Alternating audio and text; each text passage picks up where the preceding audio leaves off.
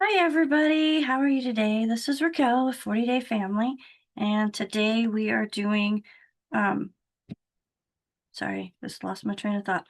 Number 5 on our 6 steps to finding out if you want to make a change or need to make a change.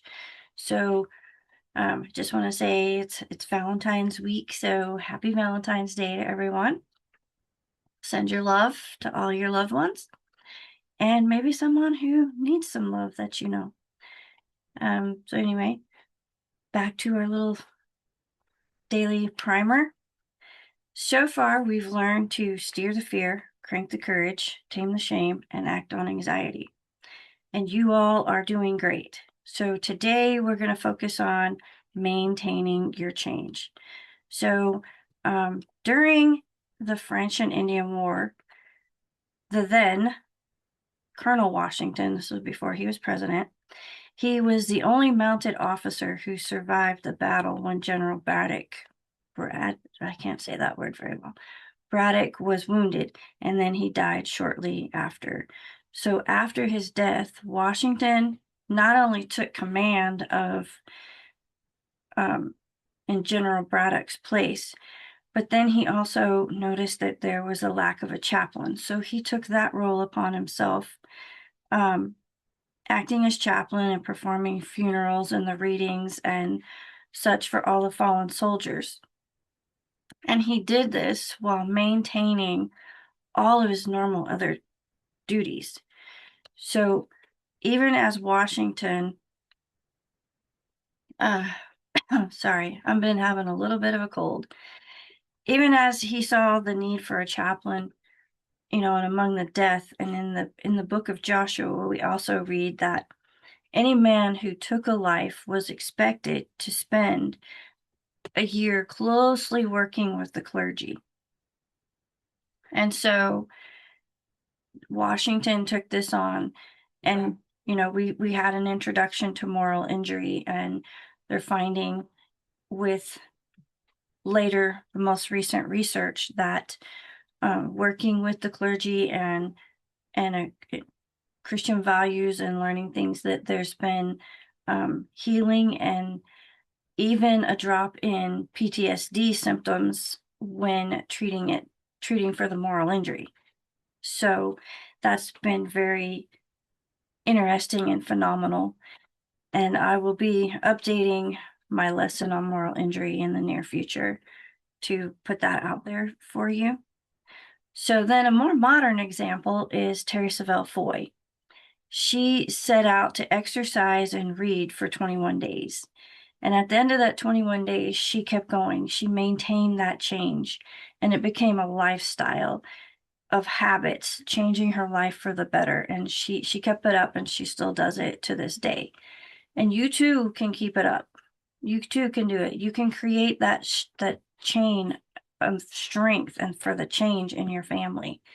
So while you're maintaining the change, and I don't have a sewing machine, I have one on here, you're upgraded to the 99 crank. It's a Singer 99, not crank, electric machine. So it has an electric motor and a light.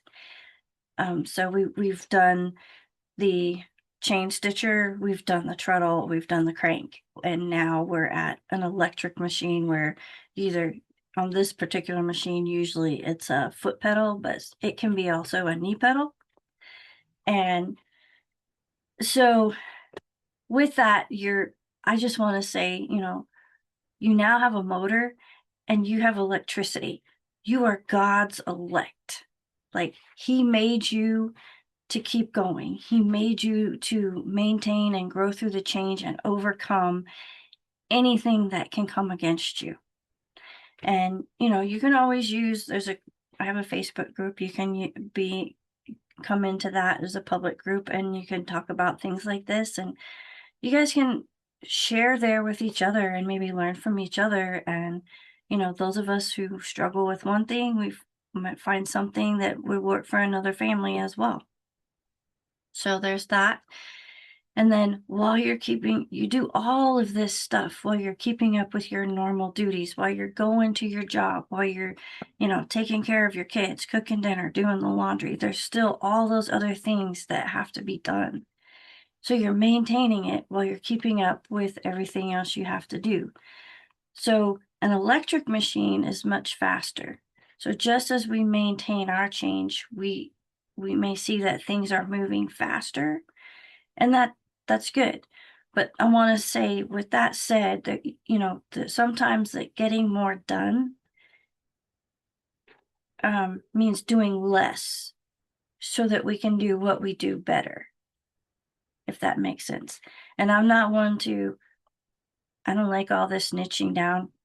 We do more than one thing in a family. You wear lots of hats during the day in a family.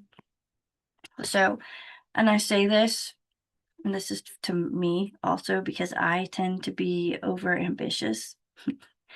So just like I maintain the changes on the sewing machine so they function properly, we have to maintain our change, adding that daily link each day to keep going. So now when you get to this part, you're now implementing Prochaska's step number 5. So within the word maintain is the word main. What do you want your main legacy to be? What do you want your family to be known as? So I'm going to share a personal story, and the whole story is in my book, Katrina and My Own Inner Storm. It can be found on Amazon. So about 5 months after Hurricane Katrina, and I can tell you it was Good Friday. So I remember exactly when it was. And I had a serious meltdown, nearly ending up in a mental facility after going to the ER. So I call this my Saul moment, although, Saul's moment was much more dramatic. And he had a name change and all of that as well. And you can find that in the book of Acts, chapter 9. It was a very low moment in my life. And this was the moment that I stopped running from God. Um, I hope that you've not had a moment like this, that you can learn from someone else's moment. There's a lot of people who have shared their moments or their testimony, and you can learn from them and find God through them as well. So my family chose me. They chose not to take me to the ER after we left the hospital. Instead, he took me to my primary care on Monday. And this man was livid. He made it very clear that if I did not do everything exactly how he said, that I was going to go to the mental facility from his office, and he was going to personally make sure that I got there. He referred to me as his train wreck. But then he told me, he said, "You're kind of a train wreck right now. And if you do not maintain yourself, you are not going to be taking care of anyone else." And that scared me enough to make changes, because if I ended up in the mental facility, I was going to lose my kids. They were really little at the time. And so I, that's when I really decided to change. So what do you think about, when I tell you this story? So only you can improve you, and only you can change your family. Only you can choose to ask your children or teach your children, this is our legacy. This is what, the Smiths or the Joneses do. Whatever your last name is, whatever you call yourself. I know there's many blended families, and, some families have come up with a catchy name if they can't use the last name, because there's several different last names in the same home. So whatever situation you find yourself in, there's always a way to try to create unity and a team. And so now I want you to we're going back to the sewing machine. You're thinking about the Singer 99 1K. Well, it has not only has a motor, but it also has a light. In Matthew 5:14, it says, "You're the light of the world, a city on a hill that cannot be hidden." So you and your family are the light. You're now stitching smoothly, shining a light to others so that they can find Jesus. They can find something good. And even, I love this part, even Ronald Reagan used the scripture in his 1989 farewell address. When he said, "The past few days I've been at a window upstairs. I've thought about the city on a hill." So not only does it come from the Bible, but the phrase also it comes from John Winthrop, who wrote to describe America the America he imagined, and he imagined it was important because the early pilgrims, um, they were freedom men, and he personally journeyed here on what we would call a little wooden boat. And like the other pilgrims, he was looking for a home that would be free. And America is still a beacon, a magnet for all those who want freedom and all those who are coming from lost and hurting places, and they want a place to come and call home and be free. And we can share that message. Your family has, a direction and a legacy that you can choose. You may be even moving faster at a faster pace than just as the electric machine or the crank. The treadles, it's pretty quick, but it doesn't have a light. And so you can use the electric machine, longer hours because it has a light. So when you're using a treadle, once it gets dark outside, it's harder to use. Yeah, back in the day, they used gas lights, or what do they call those? Kerosene, the little lamps. But it's not like having, especially these days, an electric LED light. Just think about how much brighter we can be today.